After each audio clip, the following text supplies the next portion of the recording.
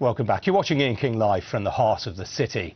Now, the UK's leading independent aggregates business, Breedon, has announced a huge rise in pre-tax profits. The company sells concrete, crushed rock and other building materials, and profits leapt to more than £21 million last year. That was up 94% on 2013. Breedon sold 7.7 million tonnes of aggregates last year, a rise on the previous results. There was a jump in asphalt sales too, to 1.5 million tonnes. And the group supplies a number of major contracts, one of the biggest in 2014 being at Invergordon Harbour in Easter Ross, where 133,000 tonnes of aggregates were used.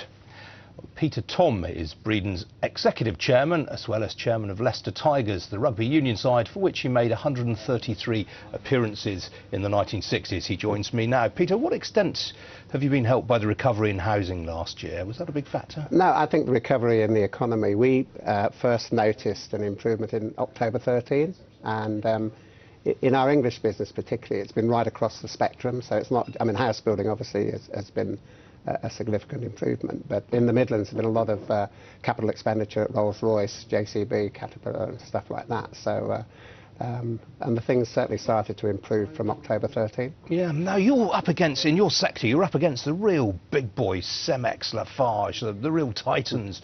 You know, these are big guys. What's your point of difference? How do you compete with them?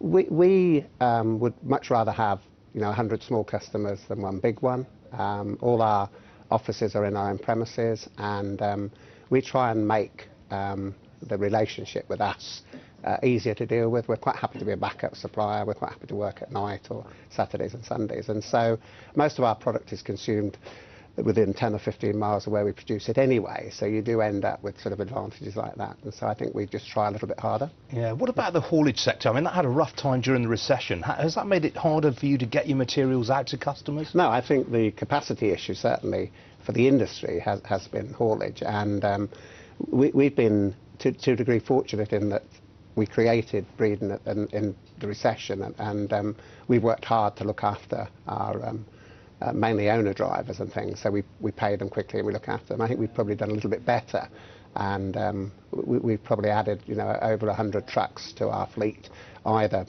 owned directly or through owner drivers. Right, now I mean this is the business that's been built on acquisitions. Obviously Holcim, Lafarge are merging. There are assets that you would hope to pick up as a result of them being made to sell by the authorities? No, I think that process is now over, but I do think that we will see the majors start to sell off perhaps some of their peripheral assets, and just over a year ago we were able to acquire some assets in Scotland from Holcim and some assets in England from Marshalls. So I think there will continue to be assets that come out of the majors, and there's still over 180 independent aggregate businesses in the UK. Right, now what about the election? I mean, it's causing a lot of uncertainty around the place. What are your thoughts as we approach I think certainly in the meetings we've had with our investors today, we have sort of put a caution out to do with the election, because it will probably cause a little bit of uncertainty. But I think the fascinating thing for me, and having spent an awful long time in this industry,